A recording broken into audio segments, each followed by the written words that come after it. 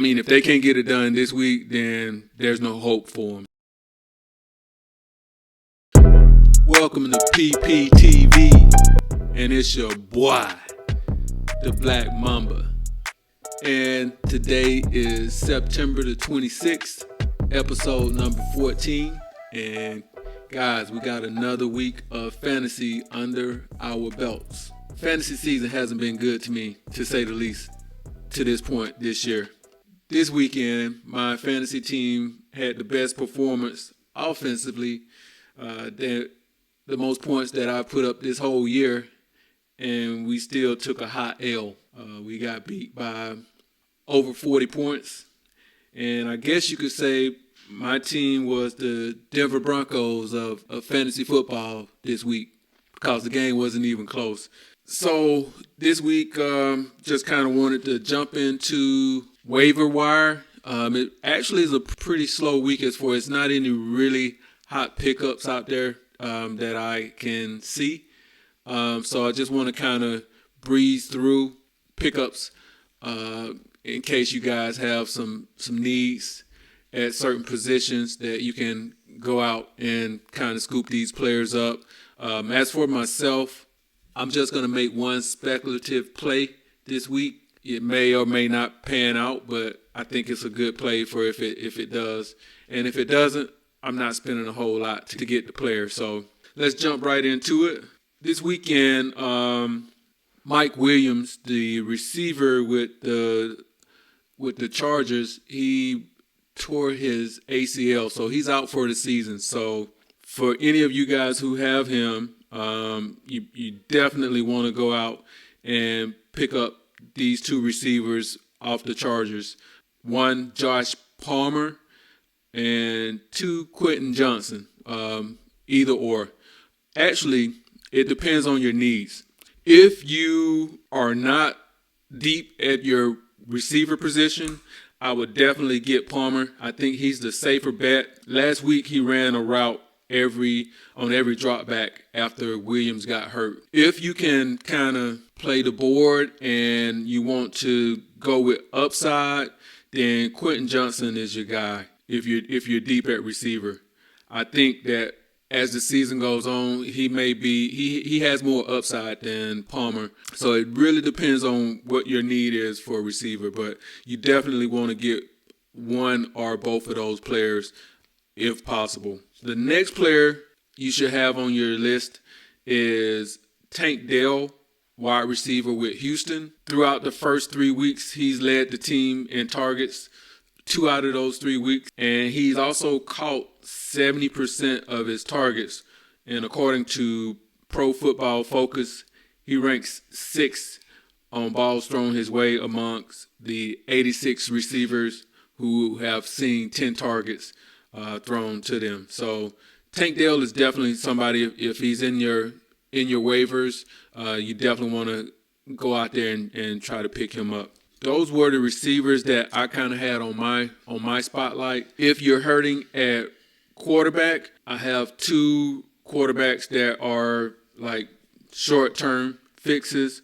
One being Andy Dalton. If you had Derek Carr and he got hurt, Andy Dalton would definitely be somebody I would go out there and try to pick up for a short term. And the other quarterback would be Jameis Winston. If you have Derek Carr, I probably would go with Jameis first, simply because you'll be able to interchange whenever Derek comes back if you don't have another quarterback. Jameis would be a good pickup, even though he's a high risk for turnovers.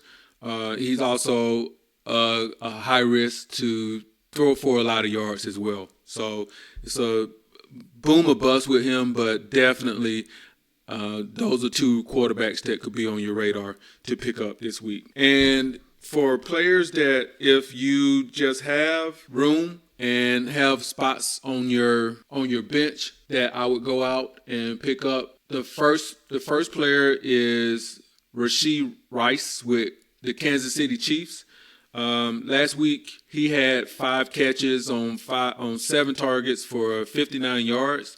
So he's definitely worth taking a chance on just stashing him on your bench, because I don't think outside of Travis Kelce, I don't think the receiving core is too good in Kansas City right now. So if you have room on your bench, that would be somebody that I would target to pick up and just kind of wait and see. It's a small risk, high reward, simply because he will be in a very potent offense, and he could easily be like a wide receiver number 3 or 2 if he starts to pick up a role in the offense. The next pickup that's speculative that I would go out and get, actually I am trying to go out and get this guy this week, is Keaton Mitchell with the Baltimore Ravens. Right now he's on IR, but the running back committee there is pretty banged up. Gus Edwards went out with a concussion last week. Justice Hill, he didn't play, so the running backfield there in Baltimore is kind of a mess. And Mitchell, he's on IR. He could potentially be in the lineup or start to get a little bit of playing time when he comes back after week 4. In college, he had over 2,500 yards rushing with 23 touchdowns and 49 catches for 505 yards in his last 2 seasons at East Carolina. So definitely somebody who could pay big rewards if you have, especially if you're like me and you had J.K. Dobbins, who is out for the remainder of the year. It doesn't hurt to have somebody like this. Later on in the season, he may get the bulk of the carries and take your team to a championship. And if you are stream your defenses and you have defenses by committee, I have a couple of defenses that you may want to take a look at this week. Number one defense I would take a look at would be the Cincinnati Bengals. They had a good performance last night on Monday Night Football. They only gave up 16 points, for a total of 292 yards. They took the ball away 2 times with 2 interceptions, and they had constant pressure on Matthew Stafford with 6 sacks. So they're playing the Titans this week.